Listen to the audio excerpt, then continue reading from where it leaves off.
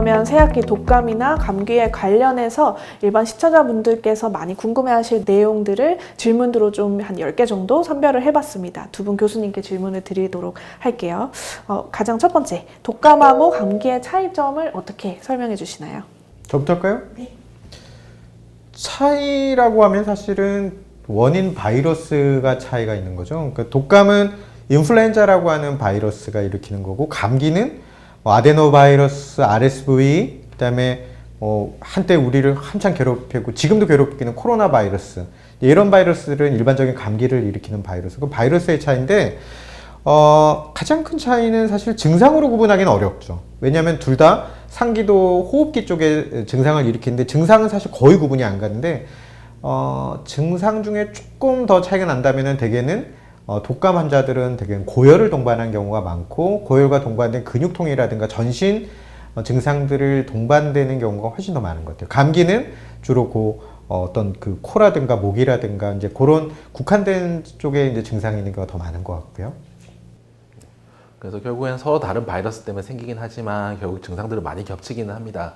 결국에는 독감 같은 경우에 조금 더 그러니까 감기부터 시작해서 독감까지가 서로 다른 원인 바이러스 때문에 생길 수 있지만 바이러스에 따라 증상들이 조금씩 다를 수가 있거든요. 때로는 보통 우리가 그냥 감기로 분류하는 RSV 같은 바이러스에 걸렸는데도 독감처럼 굉장히 심한 증상을 겪는 경우도 저는 분명히 봤었고, 또 때로는 독감인데도 생각보다 가볍게 넘어가는 경우도 있을 수가 있어요. 따라서 증상의 스펙트럼은 쭉 있긴 한데, 어쨌든 독감 쪽이 김정환 교수님 말씀처럼 발열이나 전신적 증상이 좀 더 많을 수가 있고, 고령자의 경우에는 이제 폐까지 넘어가는, 폐렴까지 넘어갈 수 있는 그런 증상들이 더 심하게 발생할 수 있다. 일단 그 정도로 이해하시면 될 것 같습니다.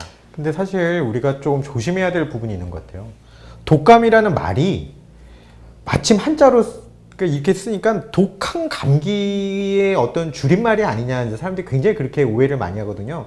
근데 독감하고 감기는 엄연히 다른 병이죠. 그래서 증상이 비슷하다 보니까 좀 독한 증상이 있으면 독감이고 약한 증상이 있으면 감기다, 이제 이렇게 오해하시는 경우가 있는데, 완전히 다른 병이란 건 아까 말씀드린 바이러스도 다르지만 그 독감은요, 거의 고령층에서의 사망률은 우리가 한참 힘들어했던 코로나 바이러스의 그 팬데믹 때 사망률하고 거의 유사하거나 오히려 더 높은 경우도 있거든요. 그래서 이 독감은 사실 감기 때문에 사람이 죽는 경우는 흔치 않잖아요. 근데 독감 때문에 사망하는 경우는 생각보다 꽤 있습니다. 그래서 독감은 예방이 굉장히 필수적으로 필요하고 빠른 진단과 치료가 꼭 필요한 이제 그런 병이죠. 그런 면에서 감기랑 크게 구별이 될 수 있다고 볼 수 있을 것 같아요.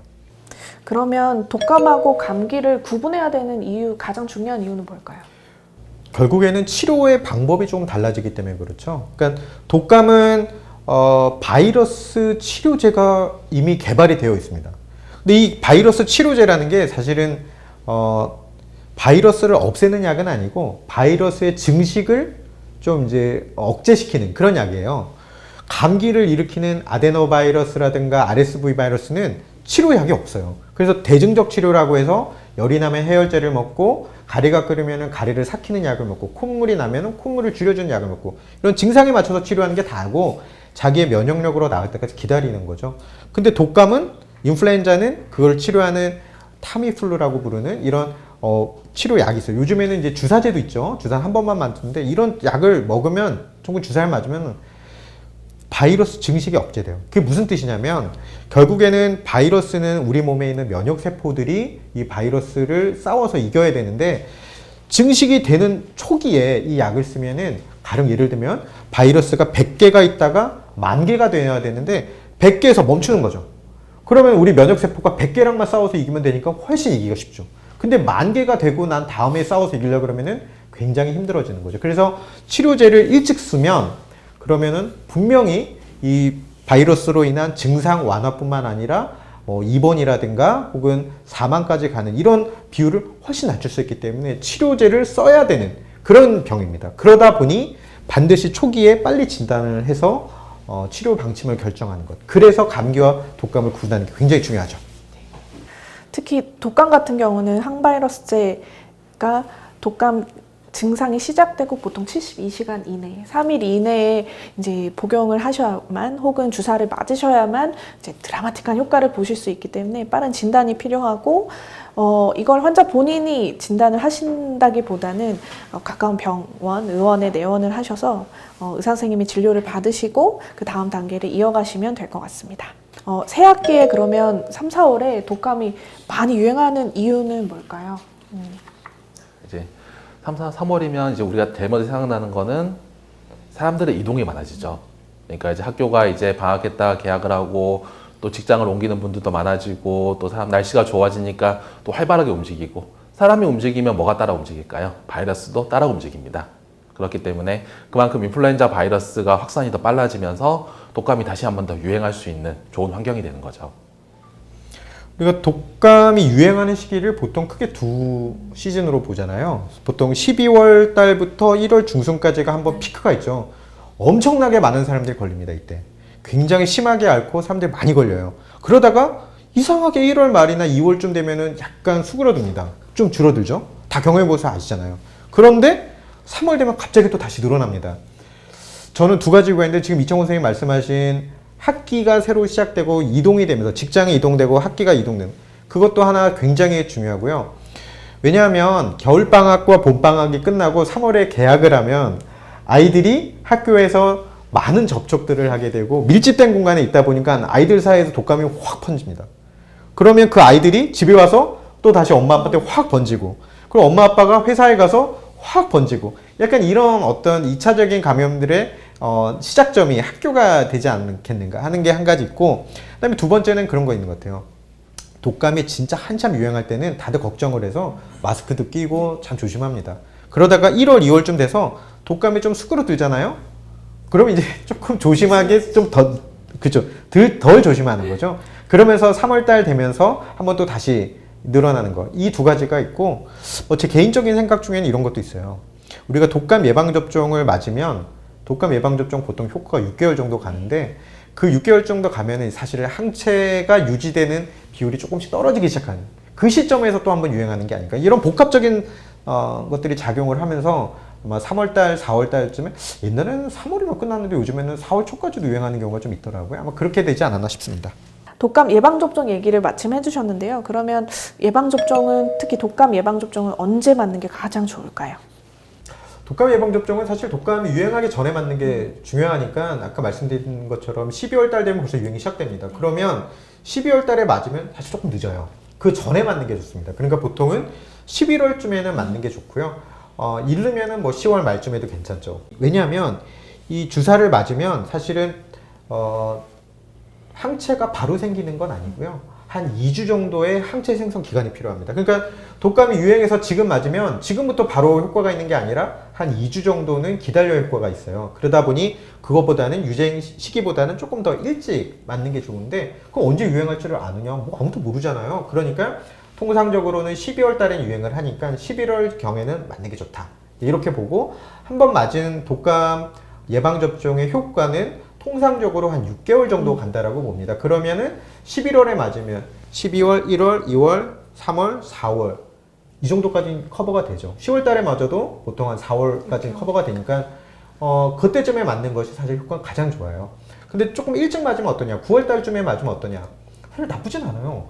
가장 유행할 때를 커버하니까. 그런데 봄철에 유행하는, 늦게 유행하는 독감을 예방하기 위해서는 그때는 항체가 점점 피 속에서 사라질 시기가 왔기 때문에 너무 일찍 맞는 것보다는 보통 권장하는 11월경에 맞는 게 사실 효과는 제일 좋을 것 같습니다. 그러면 독감 예방접종을 한 시즌에 2번 맞는 건 어떨까요? 사실은 그거에 대해서 정답을 말해줄 수 있는 사람은 아무도 없을 것 같습니다. 왜냐하면 그거에 대해서는 연구된 바도 없을 거고 뭐 아직 경험도 많지 않으니까요. 하지만 어쨌든 효율성이나 이런 여러 가지 측면을 고려할 때는 굳이 2번 맞아야 된다는 것이 이득이 된다는 근거는 없습니다. 물론 뭐 영유아인 경우 독감 예방 처음 맞는 영유아는 2번 맞아야 됩니다. 그거는 뭐 국가에서 다 챙기는 거니까요. 그때만 따라주시면 될 겁니다. 독감 예방접종을 2번 맞는다고 해서 항체가 2배로 생기진 않아요. 그러니까 항체가 떨어질 때쯤 맞아서 한 번 더 맞으면 항체가 더 많이 생기느냐? 근데 떨어질 때도 맞아서 항체를 다시 만드는 거는 어떻게 보면은 약간 의미가 있을 것 같긴 해도요. 그때 만들어지는 항체의 양이 처음에 맞았을 때만큼 충분한 양이 생성되지 않을 가능성이 매우 높죠. 그렇기 때문에 굳이 2번 맞는 거는 보통 권장을 안 하는 게 맞는 것 같아요. 다음 질문입니다. 그러면 이러한 독감 예방 접종을 잘 맞으시면 과연 100% 독감을 예방할 수 있을까요? 예방접종이라는 것이 사실은 모든 것을 완전히 예방할 수는 없긴 없다는 것은 뭐 다른 예방도 다 마찬가지고 독감 예방접종 또한 독감이 걸리는 것을 완전히 다 막아줄 수는 없습니다. 독감 예방접종을 맞더라도 어느 정도 매년 다 차이가 있긴 한데 어느 정도 이상은 독감이 다시 걸릴 수는 있고요. 다만 그 경우에 독감에 감염됐을 때의 증상을 충분히 조금 더 줄일 수 있다는 측면에서는 충분히 긍정적인 측면이 있고 예후 측면에서 충분히 바람직합니다.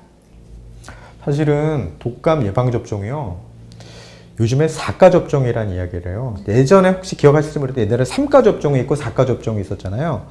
4가 접종이라는 거는 그 독감 바이러스, 우리가 인플루엔자 바이러스 4가지를 커버하는 겁니다. 그래서 A형 독감 2개, B형 독감 2개. 예전에는 A형 독감 2개, B형 독감 1 이렇게 해서 3개를 커버했다면 지금은 4개를 커버하는데 이거는 역사적인 이유가 있어요. 우리가 3가 접종을 해갖고 쭉 했는데 접종을 했는데 갑자기 유행을 너무 많이 한 거예요. 근데 보니까 B형 독감이 유행을 했는데 이 3가지에 안 들어있던 B형이 유행을 한 거예요. 그래서 하나를 더 커버하자 그랬고 4가지를 만든 거거든요. 이렇게 했더니 효과가 좋더라 해서 지금 4가 접종을 하는데 사실은 이거는 이렇게 얘기를 하면은 조금 위험성은 있지만 사실은 어떻게 만드는 거냐면 A형 2개는 그러면 그 많은 독감 바이러스 중에 왜 2개를 하느냐, A형 바이러스 2개를 하느냐면 이거 누가 만드는지 아세요? 세계보건기구에서 그동안 유행했던 패턴을 보고 찍는 거예요. 올해는 북반구에서는 요거가 유행할 거야. H1N1, H2N1. 남반구에는 요게 유행하는 것 같아. 그동안의 패턴을 보면 찍어줍니다. B형 독감은 뭐 무슨 독감이 유행할 것 같아라고 찍어줍니다. 뭐 멜버른형 뭐 있잖아요. 그걸 찍어주면 모든 전 세계에 있는 그 백신 회사들이 그거를 받아서 그때부터 만듭니다. 그래서 그 겨울에 봄에 유행했던 거를 이제 늦봄에 초여름에 이제 발표를 하면 여름 가을 사이에 백신 회사 그걸 만들죠. 그래서 그 공급을 합니다. 자, 그런데 이런 경우가 있어요. 진짜 대유행을 한 적이 있는데 이 4개를 벗어난 게 유행을 한 거예요. 벗어난 게 유행을 해가지고 이 4개가 예방접종을 맞았지만 아무 효과가 없었던 해가 있었어요. 그래서 그 다음 해부터 이 4가지 중에 A형 2개가 바뀌었어요. 이런 경우가 있거든요. 근데 이거는 그 누구도 알 수가 없어요. 유행을 해봐야 아는 거기 때문에 아무도 모르는 거라 사실은 뭐 예방접종의 효과가 있나 없나를 따지게 보는 것보다는 일단은 맞고 거기에 잘 맞을 거예요. 왜냐면 전문가들이 그렇게 공고한 거기 때문에 일단 맞다고 이제 생각하는 게 맞고요. 사실 유행하지 않는다, 대유행이 아니라 하더라도 말씀드린 것처럼 독감 바이러스는 종류가 워낙 많다 보니까 이 4가지가 말고 다른 종류의 독감 바이러스가 하필 내가 걸렸다 그러면 걸릴 수 있거든요. 그래서 독감 예방접종을 맞았으니까 나는 앞으로 절대 안 걸려가 아니라 맞았다 하더라도 독감을 예방하기 위해서 마스크를 낀다든가 손을 자신다든가 이런 어떤 예방 활동들은 꼭 하시는 게 꼭 필요한 거죠. 다음 질문입니다. 네. 독감 예방접종을 매년 맞으라고 많이 강조를 하는데요. 꼭 매년 맞아야 하나요, 교수님? 될 수 있으면 매년 맞으시는 게 좋습니다. 일단 첫 번째로 독감 예방접종의 경우에는 그 효과가 생각보다 오래 가진 않습니다. 예방접종을 한 번 한 경우에는 아마 6개월 정도 예방접종 효과가 가기 때문에 뭐 올해 예방접종을 했으면 내년엔 사실 그 효과가 없다라고 봐야겠죠. 그러니까 당연히 올해도 새로운 예방접종을 해야 될 것이고 그 다음에 매년 이제 독감 예방접종은 새로운 종류의 예방접종이 계속 나오게 됩니다. 즉 올해 유행할 것이 예상되는 인플루엔자 바이러스의 종류에 따라서 거기에 맞추어서 최신 예방접종이 나오기 때문에 그 예방접종을 매년 맞는 것은 마치 우리가 뭐 새로운 뭐 정보를 구독해서 계속해서 업데이트하듯이 계속해서 업데이트해가는 것이 중요하다라고 생각하시면 됩니다. 사실 독감 예방접종은 제일 맞아야 되는 사람들은 면역력이 취약한 사람들이잖아요. 그래서 소위 말하는 영유아, 그 다음에 노인, 그 다음에 심폐질환이라든가 면역 기능이 떨어져 있는 이제 이런 환자들은 반드시 맞아야 되거든요. 그럼 젊은 사람들은 꼭 맞아야 되느냐? 사실은 젊은 사람들은 독감에 걸리면 시름시름 앓고 굉장히 뭐 힘들게 앓지만 그렇게 결정적으로 뭐 사망률이 높다든가 그렇진 않거든요. 그러니까 내가 힘들어서 그렇지 나만 잘 버티면은 사실은 뭐 큰 문제 없이 지나갈 수 있어요. 그런데 요즘에는 젊은 사람들도 가급적 다 맞으라 그래요. 이게 우리가 우산 효과라고 부르는 게 있습니다. 우산 효과라는 게 뭐냐면 이 바이러스를 예방한 주사를 맞은 사람들은 당연히 예방이 되는데 안 맞은 사람들도 있을 거예요. 예를 들면 노인한테도 우리가 다 맞으라고 권했지만 못 맞으신 분들이나 안 맞은 사람들이 있어요. 그러니까 이 사람들은 그러면 걸릴 가능성이 매우 높은데 다른 사람들이 걸리면 이 사람들은 따라 걸릴 수 있어요. 옮으니까요. 근데 다른 사람들이 다 안 걸리면 이 사람은 주사를 안 맞았지만 안 걸릴 수가 있어요. 그러니까 젊은 사람들은 사실은 뭐 내가 걸리면 뭐 걸리지 뭐 라고 생각할 수 있지만 내가 걸려서 길거리를 돌아다니다가 주사를 안 맞은 면역 저하나 심폐지능 질환자라든가 노인이라든가 동네 꼬마들한테 애기들한테 내가 바이러스를 옮겨버리면 이건 되게 골치 아픈 일이 되거든요. 그래서 증상이 없는 모든 사람들도 내가 우산을 쓰고 있으면 비를 안 맞으면 이 우산이라는 게 그렇죠. 내가 쓰고 있으면 나만 안 맞지만 여러 사람들이 다 같이 쓰고 있으면 우산을 안 쓴 사람도 그 사이에 껴있으면 비를 안 맞거든요. 이런 효과를 기대하고 모두가 다 이거를 맞는 것은 저는 꼭 필요하다고 봅니다.